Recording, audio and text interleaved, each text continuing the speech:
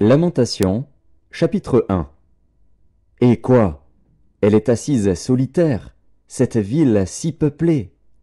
Elle est semblable à une veuve. Grande entre les nations, souveraine parmi les États, elle est réduite à la servitude. Elle pleure durant la nuit, et ses joues sont couvertes de larmes. De tous ceux qui l'aimaient, nul ne la console. Tous ses amis lui sont devenus infidèles, ils sont devenus ses ennemis. Juda est en exil, victime de l'oppression et d'une grande servitude. Il habite au milieu des nations, et il n'y trouve point de repos. Tous ses persécuteurs l'ont surpris dans l'angoisse. Les chemins de Sion sont dans le deuil, car on ne va plus aux fêtes. Toutes ses portes sont désertes, ses sacrificateurs gémissent, ses vierges sont affligées, et elle est remplie d'amertume. Ses oppresseurs triomphent, ses ennemis sont en paix. Car l'Éternel l'a humiliée à cause de la multitude de ses péchés. Ses enfants ont marché captifs devant l'oppresseur. La fille de Sion a perdu toute sa gloire. Ses chefs sont comme des cerfs qui ne trouvent point de pâture et qui fuient sans force devant celui qui les chasse. Au jour de sa détresse et de sa misère, Jérusalem s'est souvenue de tous les biens dès longtemps son partage, quand son peuple est tombé sans secours sous la main de l'oppresseur. Ses ennemis l'ont vu, et ils ont ri de sa chute. Jérusalem a multiplié ses péchés, c'est pourquoi elle est un objet d'aversion. Tous ceux qui l'honoraient la méprisent, en voyant sa nudité. Elle-même soupire, et détourne la face. La souillure était dans les pans de sa robe, et elle ne songeait pas à sa fin. Elle est tombée d'une manière étonnante, et nul ne la console. Vois ma misère, ô Éternel. Quelle arrogance chez l'ennemi! L'oppresseur a étendu la main sur tout ce qu'elle avait de précieux. Elle a vu pénétrer dans son sanctuaire les nations auxquelles tu avais défendu d'entrer dans ton assemblée. Tout son peuple soupire, il cherche du pain.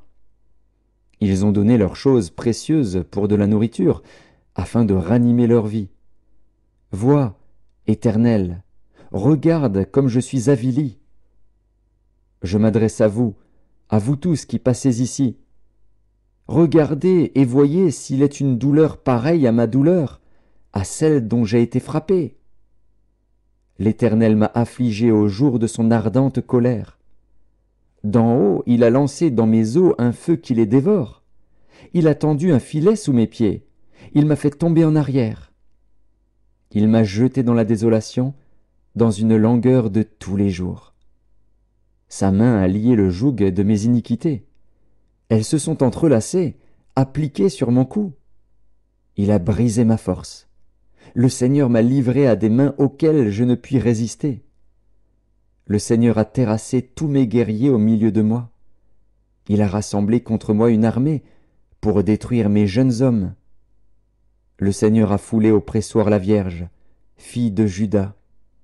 C'est pour cela que je pleure, que mes yeux fondent en larmes, car il s'est éloigné de moi, celui qui me consolerait, qui ranimerait ma vie.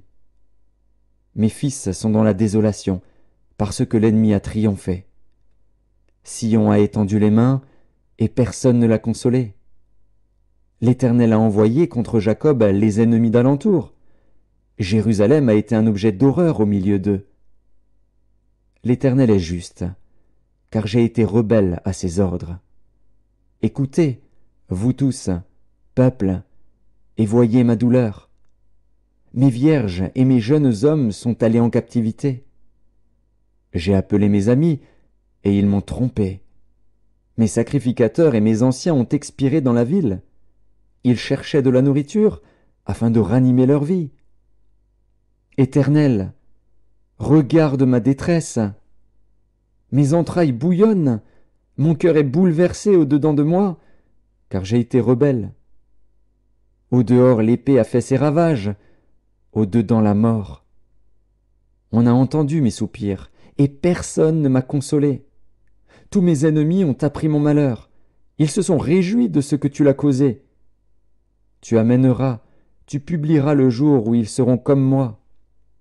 que toute leur méchanceté vienne devant toi, et traite-les comme tu m'as traité, à cause de toutes mes transgressions. Car mes soupirs sont nombreux, et mon cœur est souffrant.